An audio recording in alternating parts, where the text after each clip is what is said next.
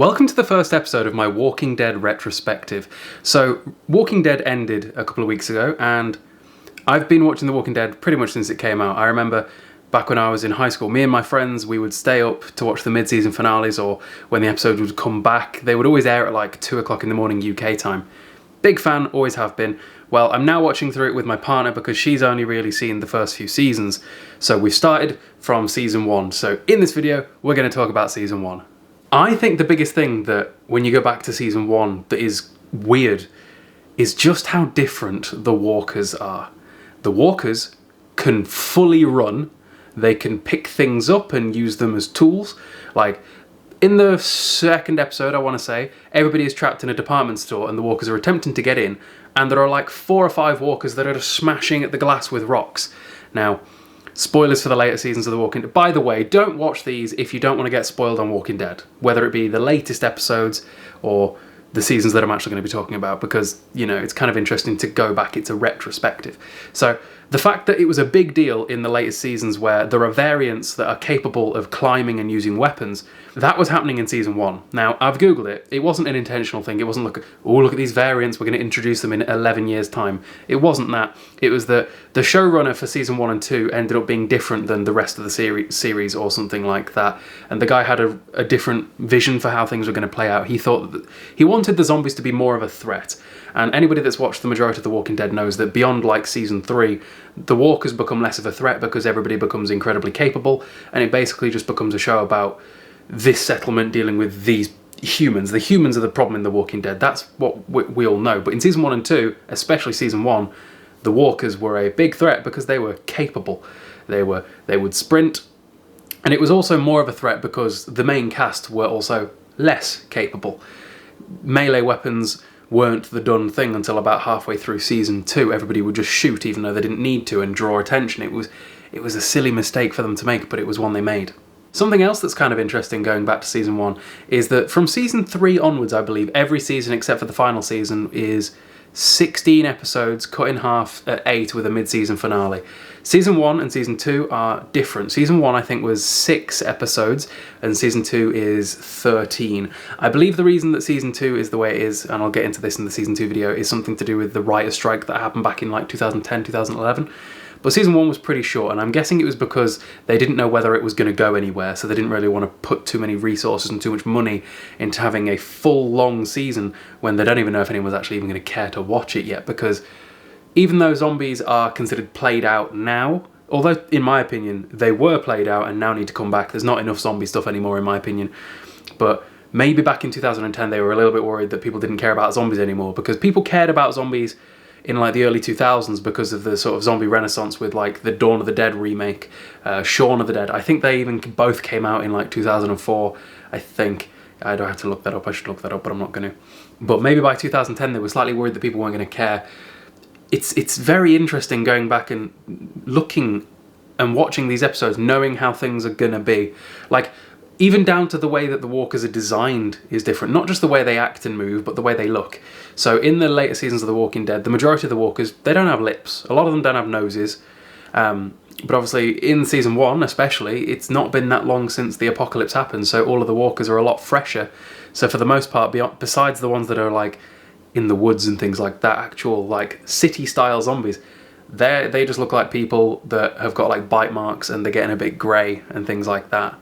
Let's talk about the characters. So Shane. Obviously Shane is a big part of season 1 and 2. Shane is a favourite of mine because of John Bernthal, but it really annoys me because I believe that if Shane were a part of like season 4 onwards, when Rick and the crew became a lot less merciful, they would have gotten along a lot better. So obviously season 1 lays the seed for season 2 being drama between Rick and Shane, but I believe that Shane is, in season 1 and 2, what Rick does eventually become in the less mercy and just get shit done.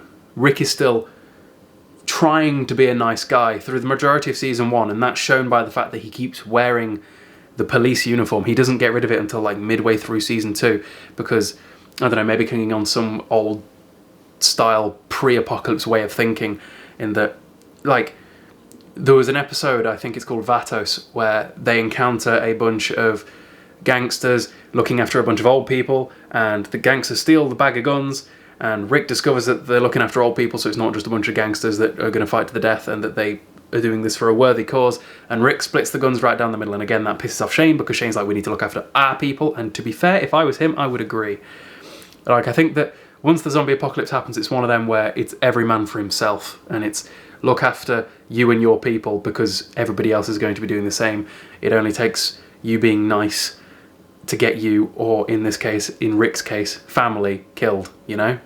But I truly think season 1 is really good. There's a lot more horror in it than the others, especially because I think it went for a different tone. Like we said about how the later seasons were more about the people-to-people interactions, whereas especially season 1 and to some extent season 2 is about the walkers and their interactions with each other, their interactions with the main characters, in that I think there is an episode where it's like, there are 10 walkers over there, you really think you'd be able to deal with that? And it's like, 10? Look how many they deal with at a time come like season 8 onwards, when they're dealing with the massive ass herds as if it's not exactly that big of a deal, you know? Also, if you've not already, click the subscribe button, comment down below what your favourite season of The Walking Dead is if you've seen all 11. Something that I'm really enjoying about these earlier episodes is seeing the relationships form that are going to matter a lot more later. So Carol and Daryl, for example, end up being a really big deal together later on in the season, but the beginnings of that happens right back in season 1.